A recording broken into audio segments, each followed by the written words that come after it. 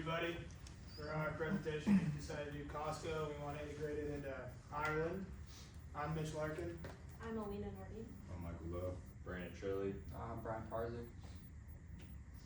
So the introduction, starting off, what we're interested in as a robust economy, highly skilled, educated workers, and it makes for a perfect environment to succeed in. Some of those advantages that we saw as the European Commission, high GDP per capita, and then high consumer purchasing power. Just to give a little bit of insight on Costco itself, it's been around 20 plus years, starting in like 1976, I believe, is when their first store opened, and in 83 when their first warehouse opened. What makes Costco kind of special, they handpick 4,000 carefully selected products in each of their stores, choosing to provide quality over quantity. I feel like that's good for the consumer in any scenario.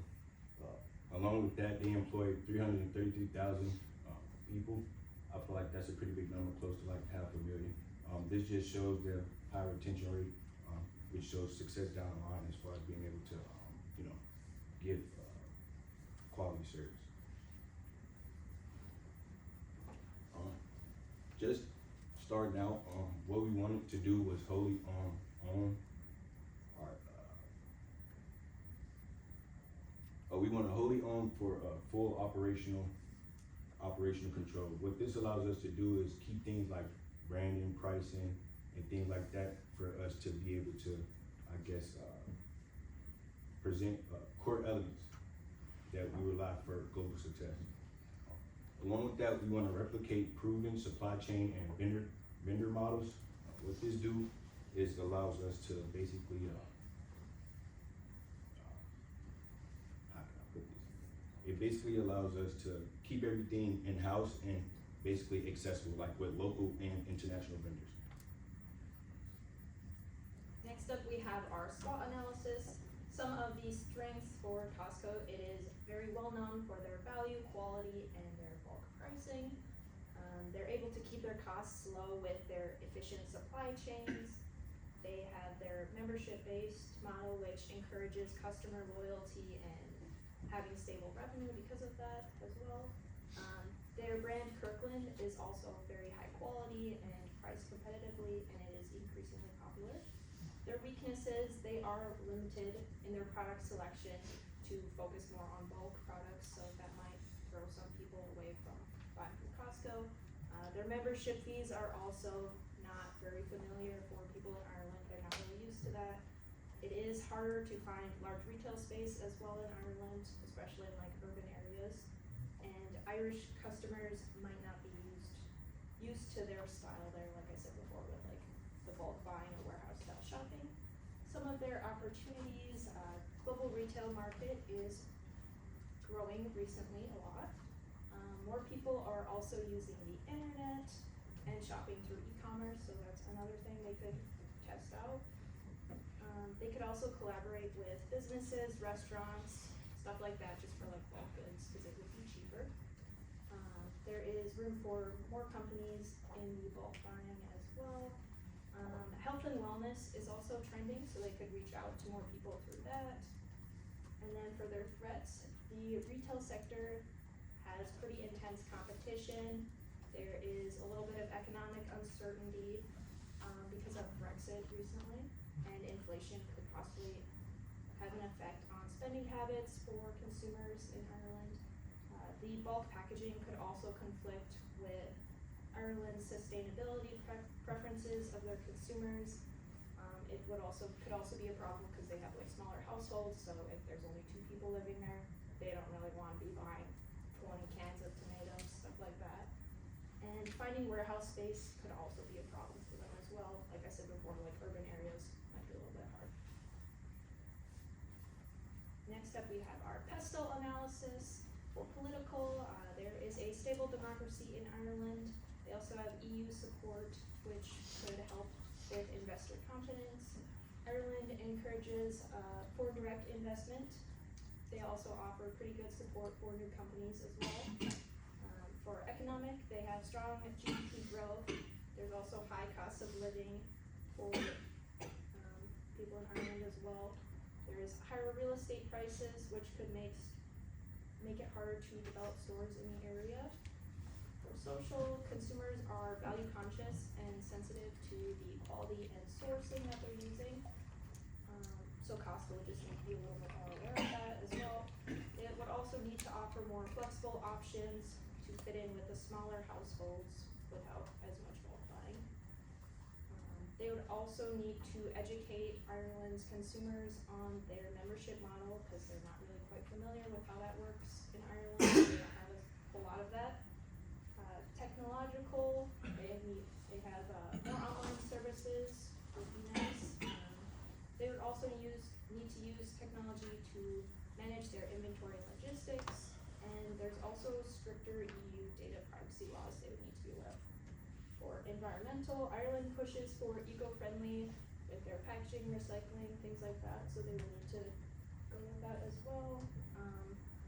Have some kind of plan to offset their carbon footprint and green initiatives, and then just to align with those goals that they have. For legal, there's quite a few laws there. They would have to follow any EU laws with employment and labor, consumer protection laws, or anything that has to do with product quality, returns, labeling, and warranties. Cultural considerations and major competitors. Like I said before, Ireland, they kind of prefer smaller things. They do like shopping local, frequent smaller trips, stuff like that. So Costco would have to be a little more flexible to accommodate with that. They do have a lot of brand loyalty, so if they were able to get consumers there, they would probably stick with Costco. They're smaller households, like I said before, less bulk, so they would have to consider that. They do have some competitors in the area as well. There is a UK-based Tesco that is one of their largest retailers. They also have Super Value, which is Irish owned, and they have a pretty local following of that. There is the Dune stores, which are groceries and clothing, Lidl and Aldi, which you might have heard of Aldi here, some people, that is German discounters, along with some online like Amazon EU and like IKEA that is in store as well. So for our market entry strategy, like previously stated, we decided to go wholly owned subsidiary, and that gives Costco full control over operations, branding, pricing, and then just the overall customer experience. And then those are kind of the key elements that have made Costco successful globally. And then with that just ensures consistency in the Costco model, including membership structure, limited product selection, and bulk pricing. It also helps us maintain full control over supply chain efficiencies and vendor relationships, which is key to our low-cost leadership. And then it also reinforces our strong brand reputation for quality and value without relying on partners who may dilute standards. And then, so for the company's goals, the strategy we chose, it aligns with Costco's long-term goals of sustainable international growth, and then also consistency in service and value. And then some of the market characteristics, it's a growing stable economy and a consumer base that values quality while also being cost efficient. The retail landscape is competitive but not saturated with warehouse style retailers. And then Ireland serves as a gateway to the broader EU market, especially post-Brexit, making it very strategically valuable. And then a few risks and negation. It's high capital investment and a slower ROI. So with that, we'll begin with the flagship warehouse in Dublin, a high density urban area with strong retail infrastructure. Another risk, Irish consumers are not familiar with Costco's warehouse club model. So with that, we'll invest in localized marketing to educate consumers on the membership model, offer targeted promotions, and leverage our private label brand, Kirkland Signature, to build trust and trial. And then another risk, regulatory and legal barriers. We'll work closely with local, legal, and business consultants to ensure full compliance with Irish labor laws, EU trade standards, and zoning requirements. Alright, the 4 Ps of marketing. For the product, as stated before, Costco is a wholesale market that we moved to Ireland, focusing on selling bulk products and their labeled brand Kirkland. For price, Costco values proposition is based on low prices through bulk purchasing and membership. The place, we would most likely be near Dublin just due to the high population and strong infrastructure. And the promotion, we would try to build awareness using digital marketing, radio ads, and social media, grand opening promotions, and encourage members to sign up early. How we would adapt to Ireland, we feature Irish-made goods, partner with local suppliers, and stock Costco with familiar brands. For price, we'd obviously adjust to their currency along with the membership, and then maintain Costco's value for money. The place, like I said, moved near Dublin, Ireland, and then consider urban parking and challenging sites, and explore for new city-based shoppers. And then promotion, use local radio, and then partner with influencers to explain Costco's model, as well as highlight grand opening events and Irish exclusive offers. And then our operational decisions. For supply chains logistics, we would do a hybrid model of importing and local sourcing, and then leverage the UK/EU Costco supply chains, as well as navigate post-Brexit customs efficiently. For partnership, partner with local farmers and food producers, collaborate with Irish logistic companies, and explore in-store partnerships with local banks and telecoms. And then in staffing, hire local people to work in a warehouse, offer competitive wages on benefits, and then invest in training and international promotion. So moving on to some of the financial projections, as mentioned before, real estate is very desirable in Ireland.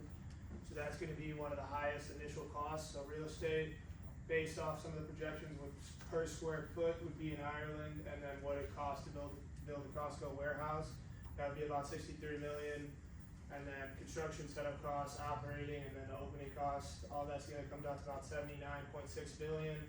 Projections, so some of the revenue sources would be the membership fees that we mentioned before, and then sales volume. Those projections are based off of what the average Costco warehouse brings in America and some other countries. That comes out to about 257.8 million.